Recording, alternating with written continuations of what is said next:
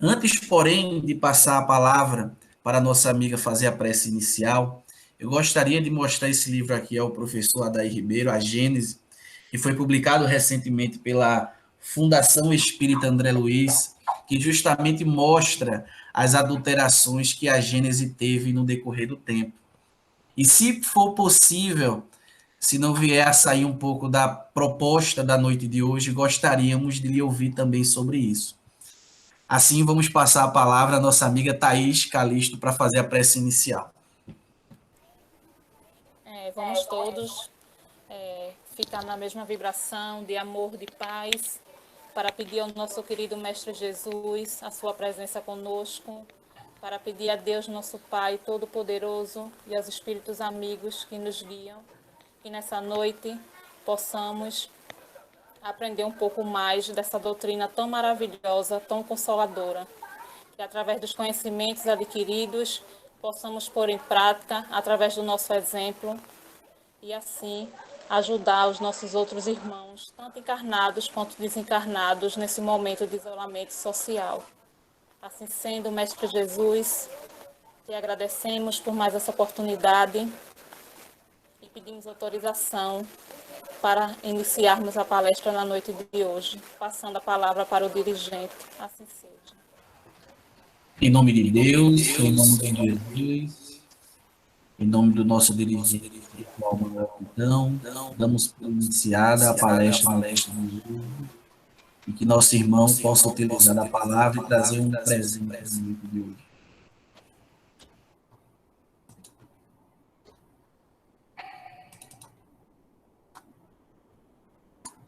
Vocês estão enxergando? Sim, estamos. Então, tá bom. Porque eu não vou enxergá-los, né? Porque eu estou com um monitor só. Então, primeiramente, queria agradecer a oportunidade de estar aqui com vocês. Eu sou de São Paulo, eu sou espírita não há tanto tempo, me dedico muito ao estudo comparado das obras, principalmente às pesquisas. E o foco hoje que a gente vai abordar é a fase praticamente pré-Kardec. Eu vou contar um pouquinho da historiografia do Rivail, antes de se tornar Kardec. Se tiver tempo, porque eu trouxe muita imagem para mostrar, eu posso entrar na questão inicial, né, que foi proposta sobre a quinta edição alterada da Gênese. Depois a gente conversa sobre isso. Mas, então, vamos lá.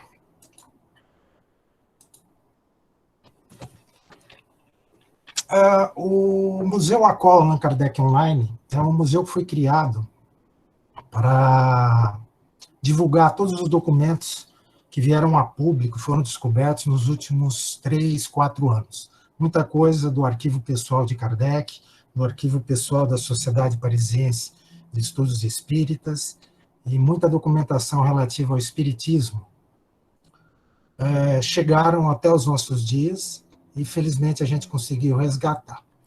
Então vamos iniciar. A gente tem uma quantidade de biografias muito grande com respeito ao mestre, e muitas delas são praticamente cópias umas das outras, né? Um autor se baseia no outro, e aquela informação vai se replicando, vai se perpetuando, e às vezes se tornam verdades que, infelizmente, não os documentos, as fontes primárias, né, contradizem as informações. A primeira biografia conhecida era do próprio Flammarion, né, no discurso de enterro de Kardec. Ele faz uma pequena biografia, né, que consta na Revista Espírita de 1869. A inglesa Anna Blackwell traduziu também, fez a tradução do Livro dos Espíritos e mais algumas obras para a língua inglesa. Em 1875, ela fez uma pequena biografia também de Kardec. Existem outras conhecidas, a de Henry Sauce, de 1896, né, que nessa obra ele praticamente se declara um copista. O que quer dizer isso? Ele fez as pesquisas das informações existentes na Revista Espírita e transcreveu e publicou uma biografia de Allan Kardec. A única fonte primária que Henry Sauce traz é a certidão de nascimento, né, de Rivail. Que então a gente já vai vendo que de fonte primária ele se baseou na certidão de nascimento e nas informações da Revista Espírita, que em 1896, a grande maioria de quem conviveu com Kardec, né, já não se lembrava de detalhes da sua vida antes da codificação, então muita coisa já tinha se perdido de informação.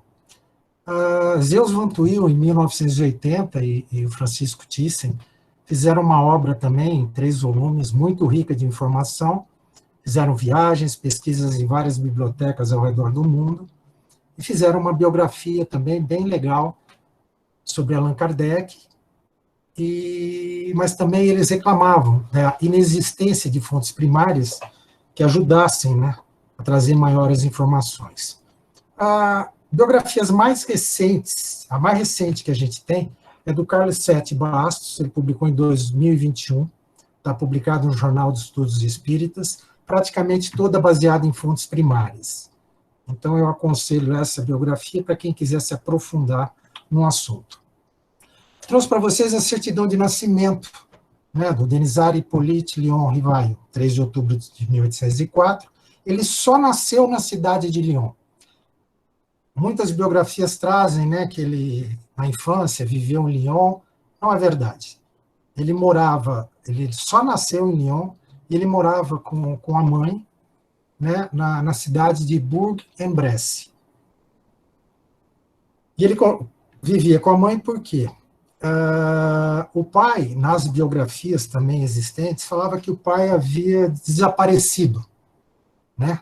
Desde Rivail, com 3 anos de idade, o pai estava desaparecido e informações foram passadas, que ele havia morrido, e a gente vai ver para frente realmente o que aconteceu.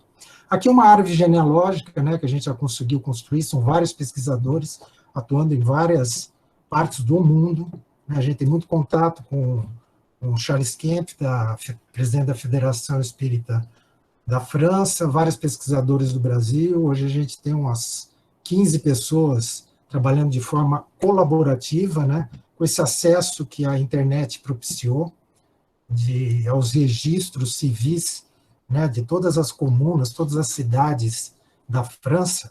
Hoje está tudo digitalizado, muita pouca coisa ainda para ser digitalizado, e é mais um trabalho agora de localização. Coisa interessante que eu trago é que, antes do nascimento do Rivail, ele teve 2 irmãos, uma irmã e um irmão, que faleceram antes do nascimento dele. Está em pesquisa uma irmã que nasceu logo após o nascimento de Kardec, mas ela faleceu muito cedo, e essas pesquisas da Isaure Rivail, que ela está aqui à direita da tela de vocês, está em processo também de levantamento de informações. Bom, o pai de Kardec, Jean-Baptiste Antônio Rivail, e a mãe, Jean-Louise Duhamel. Quem quiser mais informações, né, além da biografia do Carlos Sete, que eu indiquei, que é muito fácil de localizar no Jornal dos Estudos Espíritas, o Charles Kemp fez uma pesquisa muito legal também sobre os pais de Rivail, que está publicada na Revista Espírita em francês, que até hoje ela continua sendo publicada, a Revista Spirit, segundo trimestre de 14, e foi publicada também no Reformador. Então é fácil localizar também essas informações. Aqui a gente tem a certidão de casamento dos pais de Rivail. O interessante desse documento, né, eles se casaram em 5 de fevereiro de 1793, não é tão importante essas datas, mas as informações que constam nesses documentos propiciam muitas pesquisas, né? Cada nome desse, depois, mais para frente, vai se linkando. Então, a gente vê que tanto do lado do pai quanto do lado da mãe tinham pessoas muito influentes, né, com status na sociedade francesa, principalmente militares, que participaram do casamento. E a gente vai pegar mais informação mais para frente. Aqui eu trouxe uma foto que o Charles Kemp gentilmente cedeu para a gente, né, do pai do Rivail, que ele é descendente, ele tinha um título, né, de nobreza, né, não vamos entrar em nomes, datas, nada disso, mais curiosidade. Então já está levantada a árvore genealógica do pai de Rivail, dos avós do Rivail, até dos bisavós do Rivaio. E aqui é uma casa, um castelo, uma casa maior, onde morava, né, o Antônio Rivaio. Curiosidades. Aí, esse documento, né, trazendo também da certidão de casamento, a gente consegue ver alguns títulos das pessoas que assinaram, né, a cerimônia, né, oficializando o casamento dos pais de Rivaio. Então, a gente vê tenente-coronéis, comissário nacional, administrador de departamentos. Então, realmente existia uma influência, né, política e econômica, né, tanto do pai de Rivaio quanto da mãe de Rivaio.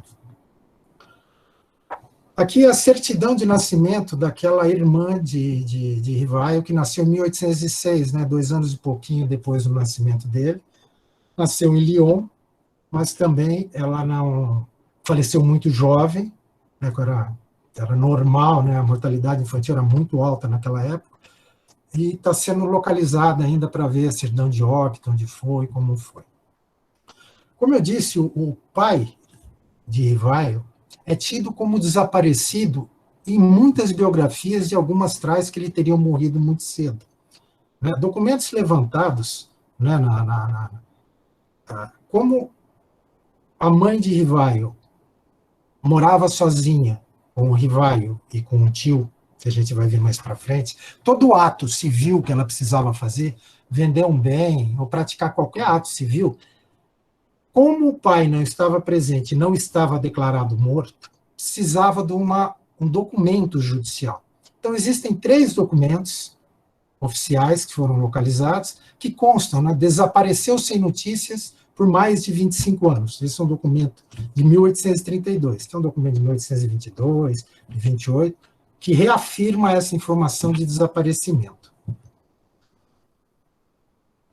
Pesquisas, principalmente de Charles Kempf, né, que está em Paris, ele não mora em Paris, mora no interior da França, e com acesso aos cartórios, ele levantou e descobriu que o falecimento do pai de Rivaio foi em junho de 1834, muito tempo depois do que já se imaginava morto, desaparecido, que ele faleceu com 75 anos.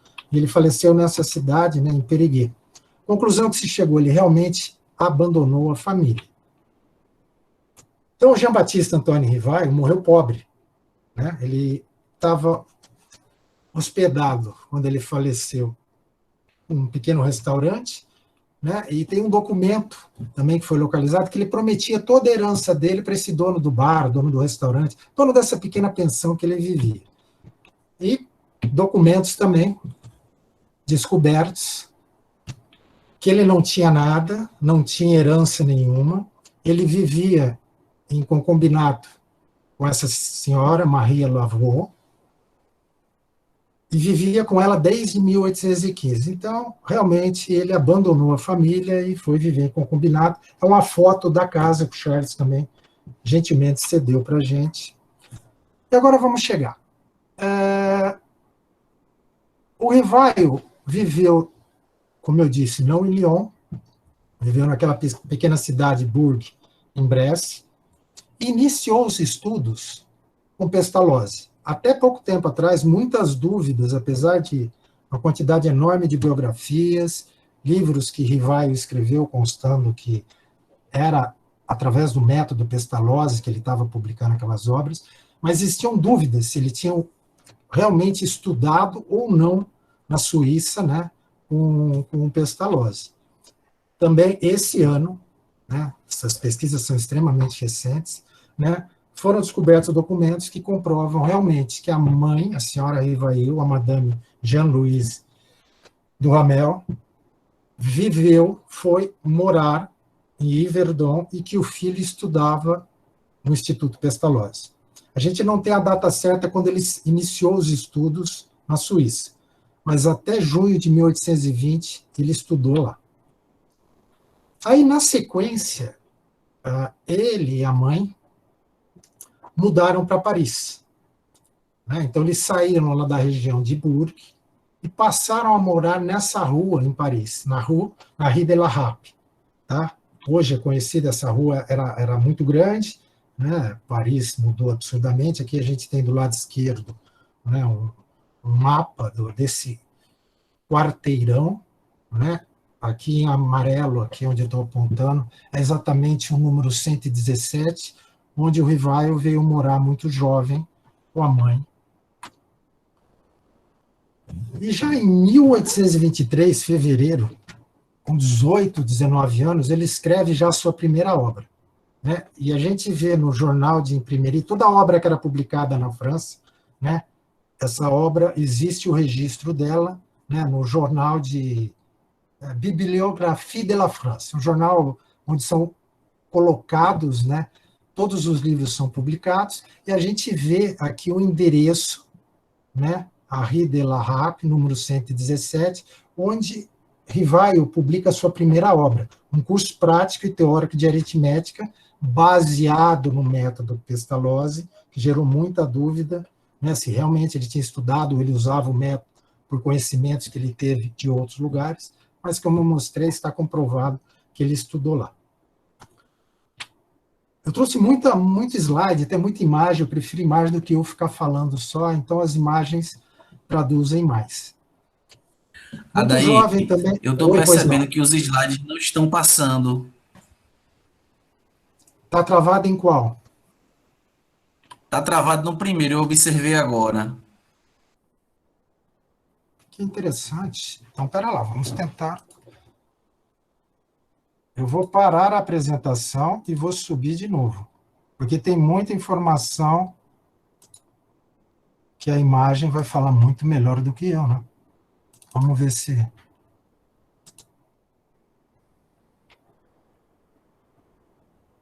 Qual slide você está vendo, por gentileza?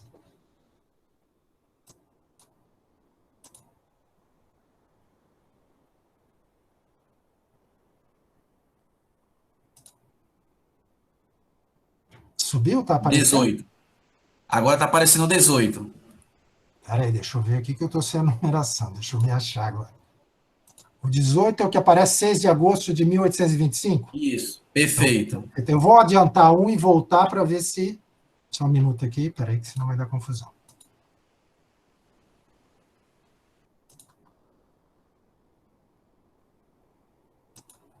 Maximizou a tela? Mudou a tela? Não, permanece do mesmo jeito, mas qualquer coisa você pode disponibilizar Então, depois para a gente os slides. Espera aí, deixa eu ver. A hora que eu mudo aqui, você enxerga agora? Agora sim. Então, eu não vou maximizar a tela, deve estar tendo algum conflito aí, não vou saber o que é. Então, eu vou voltar rapidamente, só passando assim o que eu falei. Então, aqui tem a genealogia, vocês estão vendo, a árvore. Só confirma, está vendo a árvore genealógica? Sim, estamos vendo. Então, tá. Aqui a revista Spiriton está publicada uma pesquisa de Charles Kemp com relação aos pais de Kardec. Aqui é a certidão de casamento dos pais de Rivaio, que eu mencionei. Aqui é a casa do pai de Rivaio, o avô de Rivaio, onde ele viveu, perdão. Aqui é a continuação da certidão de casamento, onde tem os nomes que ajudam muitos para saber quem eram as pessoas, né, para a gente ver a convivência, qual a influência que os pais tiveram. A certidão de nascimento da irmã, que nasceu em 1806 e faleceu, nós estamos atrás da certidão de óbito. Aqui são os documentos que eu falei, que o judiciário fornecia para cada ato civil, que a mãe de Rivaio tinha que efetuar a venda, compra de algum imóvel, alguma coisa. Como não morava com o pai estava desaparecido, tinha que ser isso reconhecido perante o juizado. Então, esses são os documentos que fala que ele estava desaparecido. E aí foi localizada a certidão de óbito do pai, que faleceu com 75 anos, realmente abandonou a mãe. Aqui é o contrato que ele tinha feito com o dono da pensão, do bar, do restaurante onde ele viveu, que ele tinha prometido deixar herança, mas morreu pobre e não tinha nada. Aqui é a casa onde ele viveu em concubinato com essa Marie Laveau, e um documento comprovando isso. Pestalozzi, e aí os documentos que comprovam que Rivaio realmente estudou no Instituto Pestalozzi. Tá passando normalmente? As imagens estão passando? Sim. Então tá bom. Aqui então vamos lá rapidamente. Aqui é um quarteirão, um mapa antigo da rua onde ele viveu quando mudou para Paris com a mãe, na rua de La Harpe. Ele viveu aqui nesse quarteirão. Aqui é uma foto atual de Paris, no mesmo quarteirão. Aqui é a primeira obra que ele publicou. Tá? Ele publicou muito jovem, 18, 19 anos. Em 1823, ele fez a comunicação para as autoridades que estava sendo publicada a obra, e a obra sai em 1824, que é o curso teórico de aritmética. E aqui agora estava no slide onde tinha parado, que vocês não estavam enxergando. Em 6 de agosto de 1825, muito jovem, Rivaio já abre uma escola, que chamava Escola de Primeiro Grau, e era dirigida por ele era o diretor. Aqui nós temos, de acordo com os períodos, os vários endereços aonde Rivaio viveu ou trabalhou. Tá? Chegando até onde a gente conhece bem, né? Já no período dos espiritismos aqui, na Rue de Marte. A gente tem na Revista Espírita de junho de 62, ou melhor, em várias passagens da Revista Espírita, Kardec mencionando que estava aguardando uma quantidade de documentos que se referiam ao espiritismo. Cartas recebidas de outros centros espíritas, cartas que ele enviava naquela época, a máquina de, vamos falar assim, o fax, a cópia, ele transcrevia a carta que ele enviava para terceiros e ficava uma cópia com ele. Toda a comunicação da Sociedade Parisiense de Estudos Espíritas, toda a comunicação recebida por outros centros espíritas ao redor da França e ao redor do mundo, Kardec estava criando um grande acervo para ser guardado para a posteridade. E na Revista Espírita ele escreve: por isso deixarei memórias circunstanciadas sobre todas as minhas relações e todos os meus negócios, sobretudo no que concerne ao espiritismo, a fim de poupar aos cronistas futuros os equívocos em que muitas vezes caem. Esses documentos foram guardados e parte deles, parte foi destruída, parte se perdeu, parte foi para coleções particulares vendidas, e felizmente parte chegou até os nossos dias, e hoje são compostos praticamente de 3 grandes acervos. Um acervo que está na França, está com Charles Kempf, que tem a origem da família Forestier, na época de Jean Meyer, que sucedeu nos anos 20, final dos anos 20, início dos anos 30, que deu uma alavancada de novo no espiritismo, que teve uma derrocada muito grande no final do século XIX, início do século XX. Jean Meyer, deu uma levantada, voltou, resgatou muita coisa. Então, esse acervo que está com Charles, o acervo que faz parte do Museu Acol, que eu sou o curador, e o acervo que foi mencionado, o livro da FEAL, da Fundação André Luiz, foi criado o CEDOR, Centro de Documentações e Obras Raras. Esses 3 acervos assinaram um convênio com a Universidade Federal de Juiz de Fora, de Minas Gerais, e todos esses documentos estão sendo disponibilizados nesse portal. São mais de 3.000 documentos, e a gente estima que muito mais que a metade tenha se perdido, mais de 4, 5, 6 mil documentos dessa história do espiritismo se perdeu, mas uma grande quantidade chegou. Então, hoje, esses documentos estão sendo transcritos, traduzidos, e a universidade criou esse grande portal.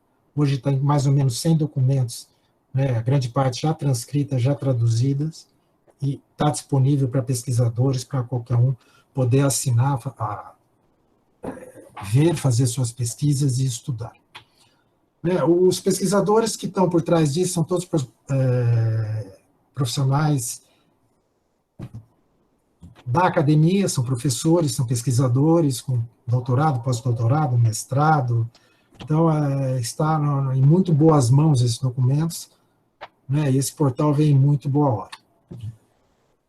Parte desses documentos que eu falei pertence a Charles Kempf, e essa primeira parte são os documentos que eu vou mostrar. A gente sabe que Rivaio participou de várias sociedades científicas de sua época. Então, esses são os diplomas que foram resgatados das várias sociedades que Rivaio participou. Então, aqui a gente tem um de agosto de 1825, ele participando da Sociedade Nacional de Incentivo à Indústria. Aqui são textos que foram localizados, né, no jornal, numa pequena revista de 1826, Pequeno Álbum da Juventude, né, um fragmento de um discurso, né, de Rivaio como pedagogo, falando sobre pedagogia, falando sobre a educação na França. Aqui, outro texto, outro discurso dele, outro artigo, né, de uma das visitas que ele fez na Suíça, né, depois de ter estudado tudo. Por sinal, é onde foi localizada a quinta edição de 1869 da Gênesis. Se der tempo, a gente vai falar nela. Aqui a gente tem a próxima obra que Rivaio publicou, que era um plano fazendo uma proposta de melhoramento na educação pública, né, para Paris e para a França. Muito jovem, né? 1804 para 28, com 24 anos, a gente já pode começar a ter uma ideia, se a gente já não teve, né, da capacidade que tinha, né, o mestre. Mais um diploma dele participando de sociedades científicas, aqui ele participando da Sociedade de Emulação em Agricultura, ele era correspondente dessa instituição. Aqui uma curiosidade, né, sempre foi falado nas biografias que a gente conhece, que Kardec teria sido maçom. O Eduardo Carvalho Monteiro, né, um grande pesquisador falecido, desencarnado há alguns anos, que muita contribuição trouxe para as pesquisas e para o espiritismo, inclusive fundou a Liga de Historiadores e Pesquisadores, que eu faço parte, dos CCDPE aqui em São Paulo, que é o Centro de Cultura e Documentação, Eduardo Carvalho Monteiro, que reúne o acervo todo dele, de outros pesquisadores, uma biblioteca muito vasta. Ele fez uma pesquisa muito intensa na França, para tentar levantar se realmente Kardec tinha sido maçom, também, o que isso importa? Porque isso ajuda nas pesquisas, né? Cada fio que você puxa, que ele participou de uma instituição, a gente vai atrás dessa instituição para tentar levantar informações para conhecer um pouco melhor, né, da vida de Rivaio, dos seus relacionamentos, né, dos seus trabalhos, antes, né, da codificação. E essa sociedade de emulação era uma sociedade maçônica. E Rivaio, ele era um correspondente. A gente não sabe se ele foi iniciado ou não foi. Pesquisas estão sendo feitas nisso. O Eduardo Carvalho não localizou nada, ele esteve lá, não conseguiu localizar, mas a pessoa que assina esse documento, Thomas Ribot, é um maçom muito conhecido na França do século XIX, muito influente, foi político, foi deputado. Então, pesquisas ainda vão trazer essas informações. Aqui um outro documento de Rivaio como membro fundador da Sociedade de Previdência dos chefes de escolas e mestres de pensionatos em Paris. Um outro certificado, um outro diploma de Rivaio participando da Sociedade Gramatical de Paris. A gente vai vendo, né, como Rivaio estava próximo, né, vamos falar assim, da elite cultural, da elite científica da França do século XIX. Ele estava em muitos centros, muitas sociedades. Ele teve contatos com muita gente, né, que a gente já ouviu falar na escola, na faculdade, no segundo grau, muita gente importante, né, da história do século XIX da França. Aqui em 1830, Rivaio traduz, né, essa obra de Fénelon, chama Telêmaco, para o alemão. Você vê, nessa época aqui, o conhecimento de alemão que Rivaio tinha. Ele falava e entendia, escrevia em algumas línguas. Existem biografias exageradas, né, falando que ele falava todas as línguas europeias, exceto o russo. Isso também não é verdade. Ele falava algumas línguas, e já na época da codificação, ele declara, ele relata, tem documentos, que o alemão ele já tinha esquecido praticamente tudo. Mas em 1830 ele traduziu essa obra para o alemão. 1831 tem essa publicação também na área da educação pública, que foi dirigida aos membros da comissão encarregada daquela revisão toda da legislação universitária e da elaboração de um projeto de lei sobre educação. A gente vê, né, como Rivaio participou ativamente como pedagogo, né, tentando trazer ideias novas, né, para implantar na educação de Paris e da França nessa primeira metade do século XIX. Rivaio foi cabo da Guarda Nacional de Paris. Esse é um diploma. O que é a Guarda Nacional de Paris? Era como se fosse a Guarda Civil, uma polícia civil. Tá? Então, ele foi cabo da Guarda Nacional de Paris.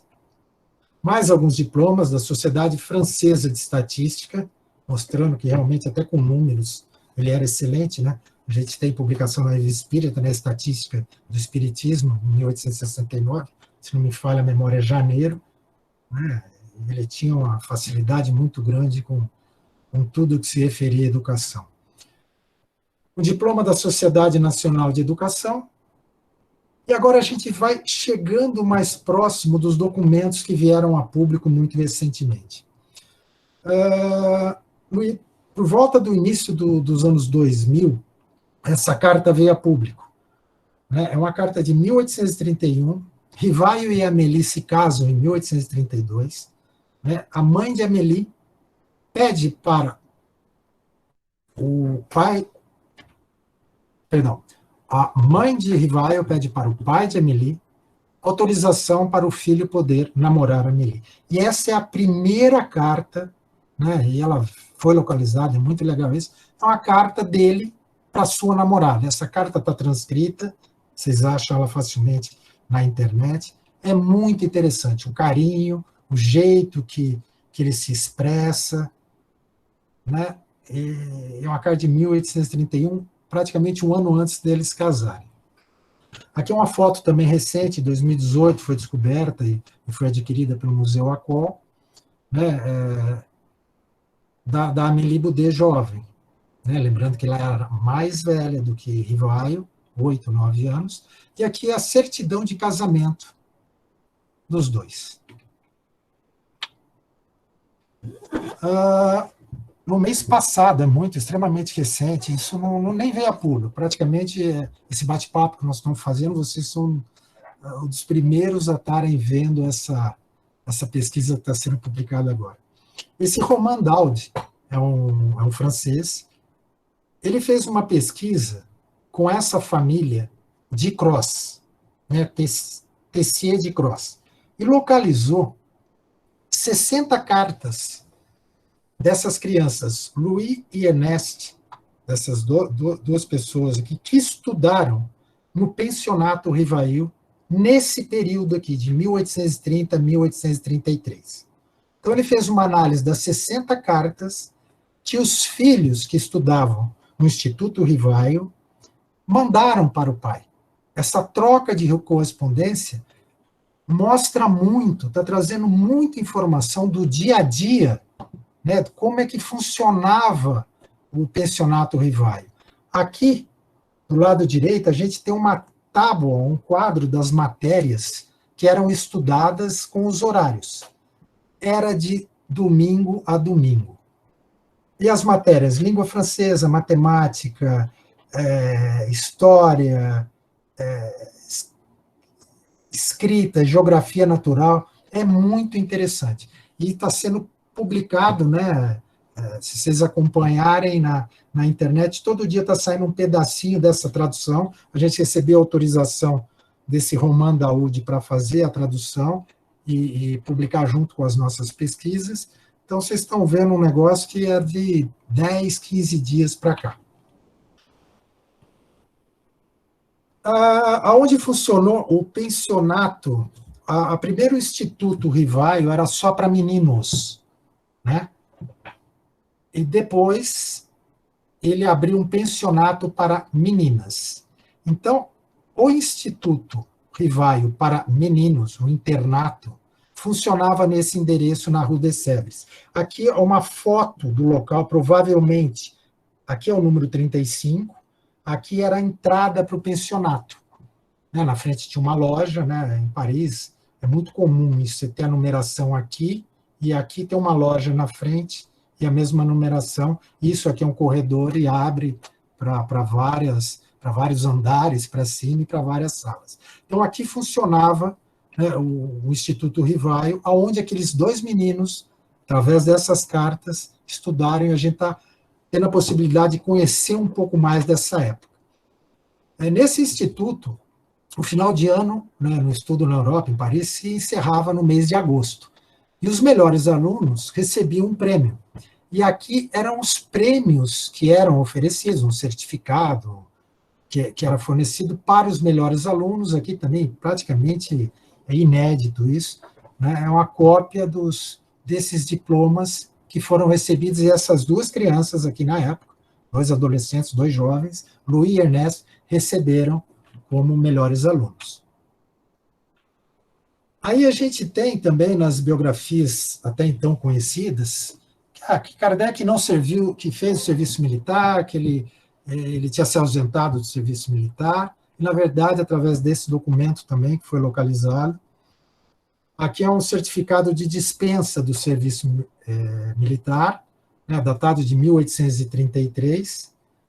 E por quê? Porque ele, além de ser arrimo de família, né, ele era professor, e nessa época o professor era extremamente valorizado, e a França estava em guerra, né?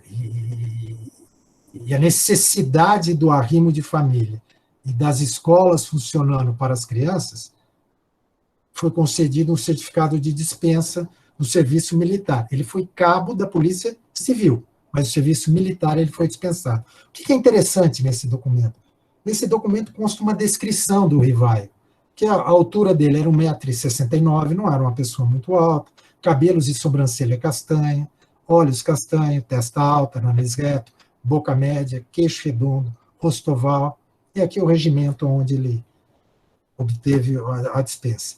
Então, o interessante é assim, cada documento que aparece provoca pesquisas e traz informações, tanto da pessoa, tanto do relacionamento que aquela pessoa teve, e ajuda a gente a reconstruir toda a historiografia, desde Kardec, Rivail, e a historiografia do Espiritismo. É isso que os pesquisadores, com esses documentos, estão tendo acesso e propiciando muitas e muitas pesquisas. Mais alguns diplomas, aqui a gente tem do Instituto Histórico. O interessante, quem eram os membros do Instituto Histórico, né, que Rivaio ingressou em maio de 34. Olhem os nomes das pessoas. Ampère, Botin, Saint-Hilaire, Lacordaire, guardem esse nome, Lamartine e Lamennais. Rivaio conviveu com Lacordaire, conviveu com Lamennais. Eles desencarnaram, e quem tem o hábito de ler a Revista Espírita, né, vai ver muitas comunicações, tanto de Lacordaire quanto de Lamennais. Né? Monvoisin, que era um pintor famoso, inclusive integrou a Sociedade Anônima depois do desencarne de Kardec, fazia parte da Sociedade Parisiense. Aqui um outro diploma da Sociedade de Ciências Naturais. Esse documento é interessante, porque muitas biografias falam, né, que Kardec, que Rivaio teria sido médico. Inclusive, Ley-Marie fala isso no discurso dele à beira do túmulo, em 69, e depois, mais para frente, isso continuou se replicando. Até hoje não se achou nenhum documento, nenhuma fonte primária, comprovando ou demonstrando que Rivaio tenha frequentado alguma escola ou faculdade de medicina. Mas ele fazia parte da Sociedade de Ciências Naturais. Mais alguns diplomas para a gente ver a qualidade moral e intelectual desse espírito. Ele fazia parte, em 1938, do Instituto de Línguas. Em 1843, Sociedade Frenológica de Paris, que a gente tem artigos sobre frenologia na Revista Espírita, alguns que precisam ser muito bem entendidos, né, o porquê que foram escritos. E aí, chegando já nas pesquisas atuais, com a descoberta dessas centenas, milhares de documentos, são dezenas e dezenas de cartas, de Amélie para Rivail, de Rivaio para Amélie, dos pais de Amélie para Amélie, de amigas de Amélie para Amélie, entre os documentos. Em algumas dessas correspondências, foi mencionada uma menina, né, que passou a ser chamada pelos pesquisadores de Pequena Louise. Né, a gente sabe que o casal Kardec não teve filhos, mas esses documentos comprovam que durante alguns anos, provavelmente, a adoção na França nessa época não era permitida. Tá? Eles tiveram essa enteada, mantiveram essa criança, cuidaram dessa criança. Então, numa carta de 1840 e mais algumas, né, foi descoberta a figura dessa criança, né, e como ela é tratada carinhosamente tanto por Rivail quanto por Amélie, pela mãe de Amélie, os pais de Amélie. Várias cartas são mencionadas, e foi uma menina também que faleceu cedo, teve problemas de saúde graves. Para quem quiser saber um pouco mais, né, sobre essa história, ela está publicada na revista Spirit, né, o Charles Kemp publicou em francês, e tem também em português, é só procurar a Pequena Louise, vocês vão achar essas informações. O interessante também, que é o que a gente está buscando muito, porque a gente sabe que Kardec coloca na codificação que ele teve contato com o magnetismo por mais de 20, 30 anos. Mas até agora nós não localizamos nada de Rivail participando de alguma sociedade magnética da época. Mas o interessante é que numa dessas cartas que menciona a Pequena Louise, Rivail pede para Amélie um pequeno mecha de cabelo da Louise, para que ele pudesse levar. Tem muitas cartas que mencionam essa sonâmbula, Mariette, né? E hoje a gente sabe, né, conhece esse fenômeno como psicometria, para ele levar para a sonâmbula para ver uma maneira de tratamento, porque, como eu mencionei, ela era uma criança, tinha problemas de saúde e faleceu muito cedo. Em 1841, lembrem que Rivail só nasceu em Lyon. Ele foi criado em Bourg-en-Bresse. Ele voltou para Lyon, acho que em 2 oportunidades, apenas, depois do nascimento. Uma delas foi quando houve o falecimento de uma tia rica, que ele tinha. Nessa época que o Instituto Rivail, um instituto para meninos, atravessou problemas financeiros. Por quê? Grande parte é atribuída ao tio, que morava junto com a Amélie e ele. Eles cuidavam desse tio. Esse tio era viciado em jogo, né, e contraiu uma dívida muito grande, e Rivail teve que passar o Instituto Rivail para outra pessoa para tentar cobrir essa dívida. Nessa mesma época, faleceu uma tia dele, de Rivail, e ele viaja para Lyon, né, tentando ver se tinha alguma parte dessa herança. Mas o testamento dela acabou não deixando nada para ele, e eles atravessaram problemas financeiros. Aqui desse lado aqui nós temos uma carta, essa aqui é a caligrafia de Rivail, para Amélie. Aqui são alguns símbolos matemáticos, Rivail mostrando para Amélie como ele deveria ensinar matemática para a menina, para Louise. E aqui é uma carta dos pais de Amélie, fazendo menção a Louise, fazendo perguntas sobre a menina, perguntando como está o estado de saúde. Em novembro de 1845, ela desencarna, a menininha desencarna. E aí, de 1843 a 1849, o casal Rivail, eles montam um pensionato para moças. Eles tiveram inicialmente aquele pensionato para meninos, aí eles resolvem montar um pensionato para moças, nesse período. O interessante aqui é que tinha os prêmios, melhores alunos, é que esse pensionato para moças ensinavam, isso é extremamente revolucionário para a época, eles ensinavam as meninas a trabalhar não em casa, não fazendo economia doméstica, já como trabalhar no comércio, na indústria, a lidar com livros de contabilidade, com livros fiscais. Esse é um discurso da Amélie, em 1844, para as meninas. Aqui ela já demonstra conhecimentos de contabilidade, né? Parte disso aqui já está transcrito e já está lá na Universidade Federal de Juiz de Fora. Esse aqui é um discurso de Rivaio, né? Também na formatura, né? na distribuição de prêmios. Esse discurso é de 1845. O legal é que chegaram até os nossos dias discursos de 1844, 45, 46, 47, 48. Praticamente todos os anos chegaram os discursos de formatura até os nossos dias. Em 1847, mais um diploma, Sociedade de Educação Básica do mestre, né, do senhor Rivaio. E aí, a gente sabe que o casal atravessou dificuldades financeiras. Apesar de os pais terem posses, né, isso foi se perdendo ao longo dos anos.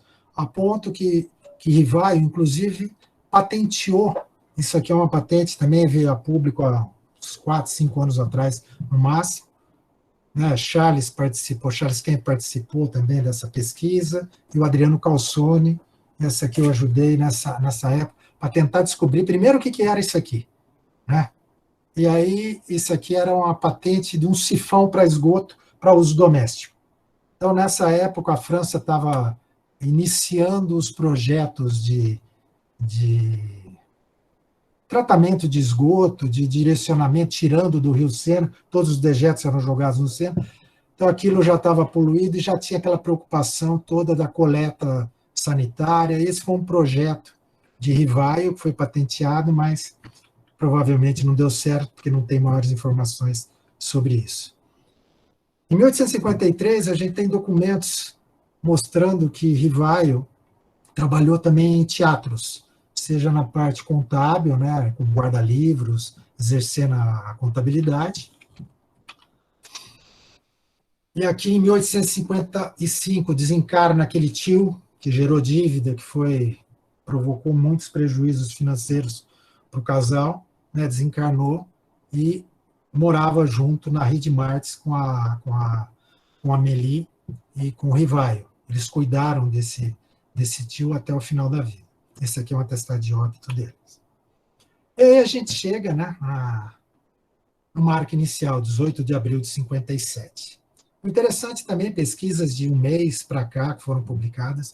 Em 1856, pesquisando os jornais de magnetismos, o Eri Lopes e o Vanderlei, do site Autores Espíritas Clássicos, eles estão se dedicando muito a essa pesquisa dessa fase também, descobriram que existiu uma publicação, uma prova que foi rodada, poucos exemplares, de uma obra em 1856, hein, antes de abril de 57. Uma obra que chamava Os Livros dos Espíritos. Então, a gente está tentando levantar, ver o que é exatamente, se era um prospecto do que ia ser lançado, ou se era uma prova que foi rodada antes, que ele distribuiu para alguns amigos, mas existe esse registro dessa obra em 1856, antes do que a gente conhece, né, como pontapé inicial para a nossa querida doutrina espírita. Falar um pouquinho do contexto do século XIX. Né?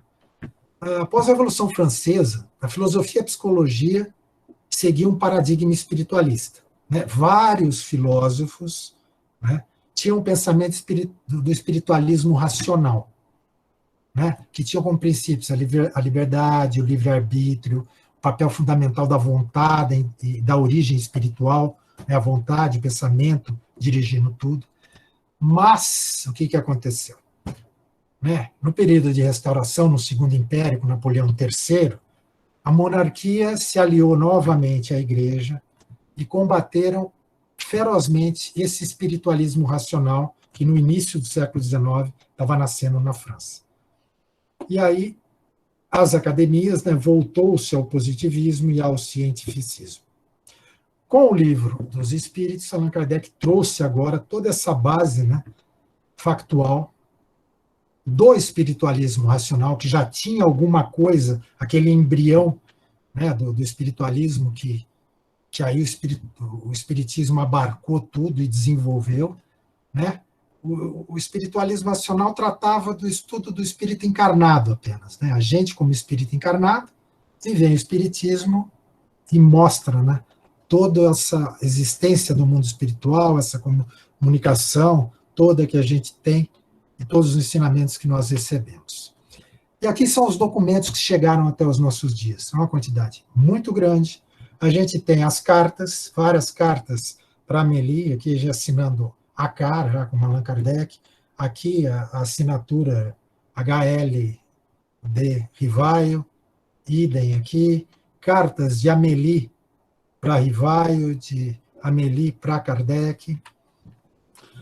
Muitos e muitos documentos da Sociedade Parisiense de Estudos Espíritas, é bem interessante. Aqui a gente tem a data do manuscrito, o nome do médium, o título, sempre ela colocada pelo Kardec, o nome do médium, aqui está mais, ó, Sr. Didier, Sr. Lamperiere, Flammarion, Sr. Eugênio Vese, a senhora Casemajur, que tem muitas comunicações, né, na Revista Espírita. E aqui, o que as pesquisas estão agora descobrindo em cima desses documentos, né? A Kardec tinha um método de classificar as comunicações recebidas. Aqui é um B, de bien, de bom. Aqui é um TB, très bien. E um TTB, très, très bien. Muitas dessas comunicações que chegaram, né, a gente tem a possibilidade de ver aqui, ó, uma comunicação do Didier, copiar para a revista. Então, essa comunicação é encontrada na Revista Espírita. Mesma coisa aqui, ó, très, très bien, né, uma comunicação de um fundo moral extremamente elevado, que Kardec resolve e publica na Revista Espírita. Essa aqui é uma comunicação que se encontra no Livro dos Médiuns. E aqui, uma curiosidade, a assinatura que constam dos manuscritos dessas comunicações. Espírito da Verdade, João Evangelista, Galileu, Voltaire, Erasto, Espírito Familiar, Espírito Protetor. São curiosidades que eu estou trazendo. E aqui, a título de exemplo, eu trouxe um manuscrito. Esse manuscrito é de Camille Flammarion, do Espírito Galileu. E aqui, onde está esse manuscrito e onde está essa comunicação? Está na Gênese, no capítulo 6, item 27. Praticamente o capítulo 6 inteiro da Gênese existem os manuscritos. E a gente teve, né, o desencarne de Kardec em 31 de março de 69. A gente tem muita dúvida, eu tinha muita dúvida com relação ao nome, né? Às vezes a gente vê uma palestra, o bate-papo que a gente está tendo fala, né? Hipólito Leon Denisard Rivaio. E aí você assiste outras apresentações, aí fala, né? Denisard, né? Leon Hippolyte Rivaio. E aí aquela confusão toda. A certidão de nascimento é Hippolyte Leon Denisard Rivaio. Mas com o desencarne de Kardec, né, o atestado de óbito ficou com um nome diferente do que constava no testamento, né? Então, no momento da sucessão para Amélie Boudet, detectou essa divergência de nome, e aí tem um documento jurídico, né, que esclarece que o nome de Allan Kardec devia ser grafado como Denisard Hippolyte Leon Rivaio. Então, a gente tem uma certidão de nascimento de um jeito, um atestado de óbito de uma maneira, o testamento de outra maneira, e aí vem, né, o judiciário francês, século XIX, e fala que deveria ser grafado dessa maneira. Gente, era isso que eu queria mostrar para vocês, né? Grande parte dessas informações vocês acham no Facebook, no Allan Kardec Online, no site Allan Kardec Online. Queria agradecer aqui em público para vocês o Charles Kemp, Carlos Sete Bastos, Obras de Kardec, a Luciana, que são parceiros de pesquisas, entre outros. Meu amigo, veja só, você ainda tem 8 minutos. Gostaria de falar sobre essa obra? Falo. O que você gostaria de saber? Especificamente sobre a problemática que ela levanta no movimento espírita brasileiro. Então tá, vamos lá. Porque, querendo ou não, ela traz uma questão muito interessante, porque na época de Kardec havia essa praxe, e era prático isso mesmo, de se fazer inventários, na verdade, inventários e testamentos em relação aos direitos autorais. E a obra comprova que Kardec havia depositado uma forma e um trabalho específico da Gênese, e depois a sociedade que recebeu esse trabalho, pelo que é levantado, fez algumas pequenas adulterações. Então, como você estuda essa temática, eu gostaria de lhe ouvir sobre isso. Então, tá bom, vamos lá. Primeira coisa, eu não vou dar respostas, eu vou provocar vocês a estudarem e chegarem às suas conclusões. Tá? A historiografia trabalha com fontes primárias. Tá? Eu fiz parte do CEDOR como voluntário, conheci todos essa problemática levantada. Você citou algumas coisas, né? No testamento, o inventário, direito autoral. O que eu vou te falar, estude mais, não é nada disso. Tá? Existem já pesquisas publicadas mostrando o que era, desde o livro da Simone Privato, que foi um marco em pesquisas, mas tem uma série de conclusões que são inferidas. Você não consegue chegar àquela conclusão baseada em fontes primárias. Né? Por exemplo, Ley-Marie só assumiu a livraria espírita, a revista espírita, no ano de 1871. E ele ficou sozinho, praticamente, só em 1873. Até 1872, até junho de 1873, todos os direitos estavam, com o desencarne de Kardec, todos os direitos estavam na mão de Amélie Boudet. Todas as fontes primárias mostram que a quinta edição de A Gênese de 1869, que foi descoberta na Suíça, ela foi publicada entre abril e maio de 1869. As pesquisas com as fontes estão todas publicadas.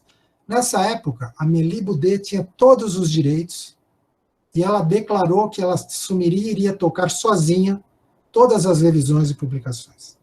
Fora isso, tem N fontes primárias que levam que a hipótese mais provável é que tenha sido Kardec que tenha feito. Existem manuscritos com as alterações, a letra de Kardec, de comunicações de espíritos aonde fazer a alteração na quarta edição da Gênese, e as quartas edições, a quinta edição está com essas alterações. Então, o que acontece? A historiografia trabalha com fonte primária. A gente tem aqui na USE, em São Paulo, a USE promoveu um estudo comparativo entre a quarta e a quinta edição. Né? É isso que eu sugiro que vocês façam.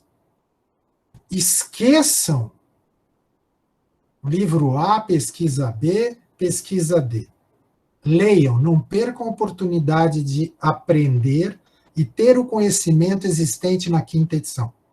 Até onde a gente chegou, a autoria é de Kardec. Agora, depósito legal, não tem o depósito legal. Depósito legal tem mais de 40 obras de Kardec que não tiveram depósito legal. Na época de Kardec. Por quê? Porque a legislação era extremamente complicada, complexa. Quem tinha que fazer o depósito legal, quem tinha que pedir a declaração de impressão era a tipografia, não era a responsabilidade do autor. O depósito legal não era a responsabilidade do autor. O depósito legal preservava o direito por qualquer problema de alguém mexer alguma coisa, falar aquela obra fui eu que fiz. A Simone Privato parou na legislação de 1810. Vocês devem ler o legado de Allan Kardec, estudar, tem que ler o livro Autonomia, tem que estudar, e principalmente, façam os estudos comparativos vocês. Se vocês acharem que tem algum tipo de problema na quinta edição, que vocês não entenderam, vocês interpretaram, e achem que tem problema, fiquem naquela parte com a quarta edição. Mas não deixem de perder o conhecimento da quinta edição. Idem para o céu e o inferno. Que agora virou teoria de conspiração em tudo. E a gente trabalha com documentos, historiografia. Então, a conclusão que eu dou para vocês, façam os estudos comparativos. Tirem as conclusões por vocês, não por pesquisadores, não por nenhum médium, né? Vamos lembrar Kardec, vamos lembrar o mestre? Não importa quem está assinando, importa o fundo, a moral trazida. Esse é o conselho que eu deixo. O trabalho da historiografia é tentar reconstruir, em cima de fontes primárias, fatos históricos que aconteceram. até onde o pesquisador Adair chegou, junto com mais alguns, é que a hipótese bem mais provável que qualquer uma, que até agora não tem um único documento apontando a adulteração. É uma palavra pesada. Adulteração é crime, começou com Lei Marie. Aí já foi mostrado que Lei Marie estava longe nessa área, não tinha poder nenhum. Agora já estão virando a bazuca para não sei quem.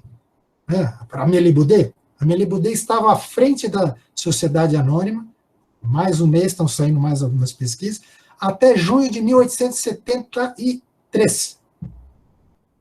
Aí depois, agora, cabe em pesquisa. Então, até junho de 1873, a Amélie Boudet era sócia majoritária, era do Conselho Fiscal e acompanhava todas as publicações e toda a contabilidade da Sociedade Anônima.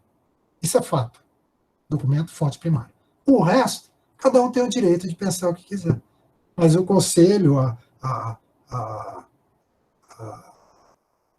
que eu posso deixar para vocês, vamos usar o que Kardec ensinou, vamos usar a razão. Por vocês mesmos, façam as comparações, criem grupo de estudos, comparem. Hoje está tudo pronto, as edições já estão traduzidas, estão lado a lado, né? E vão analisando. É uma oportunidade de estudar a Gênese, né? Capítulo a capítulo, parágrafo a parágrafo, item a item, estudando com as outras obras. Já tem do Céu e Inferno em francês, em breve a gente está traduzindo para o português também, comparado. Está tudo de graça, nós não vendemos nada, está tudo aberto na internet, a gente não publica livro, não edita livro, não tem nenhuma entidade por trás dos pesquisadores. Quem são os pesquisadores? Deixa eu puxar aqui o nome. É a Thaís Calisto, que está ali, que resolveu estudar, pegar uma fonte de pesquisa, é a Andréa Roberta, que está ali, é a Amanda Carina, que está ali, é o Ricardo Dias, que está ali. Viu um motivador. Aqui cabe uma pesquisa legal. Todas as bibliotecas do mundo hoje praticamente têm suas obras digitalizadas. Os arquivos nacionais da França, praticamente todas as comunas, a parte civil está toda aberta, de Nascimento, Óbito, toda a parte civil está aberta. Quem são os pesquisadores? São pessoas iguaizinhas a você, vocês se reúnem, estudam a codificação, participam das atividades nos seus respectivos centros espíritas e se dedicam a fazer pesquisas. A gente não vende livro, muito pelo contrário. Parte disso a gente está investindo tempo, dinheiro, sacrificando às vezes a família, para tentar esclarecer o que as fontes primárias que chegaram até nós estão nos mostrando. Agora eu acho que eu cheguei no teu tempo. Adair Ribeiro, muito obrigado. Tenha certeza que outras vezes você vai comparecer aqui e contribuir conosco também.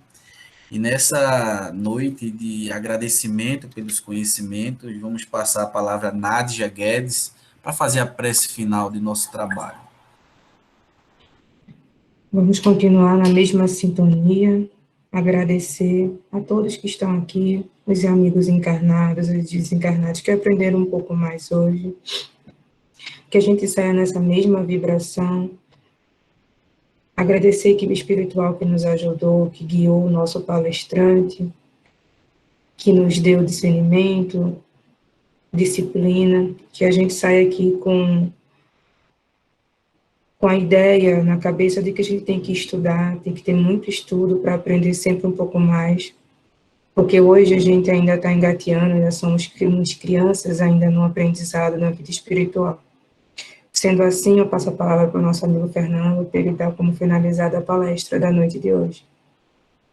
Em nome de Deus, em nome de Jesus, em nome do nosso guia espiritual, do Manuel Quintão, damos por finalizada a palestra na noite de hoje. Desejamos muita paz, saúde e progresso espiritual. Que assim seja. Que assim seja. Um abraço em todos. Muito obrigado, Adair. Até mais. Obrigado a vocês. Boa noite. Fiquem com Deus. Tchau.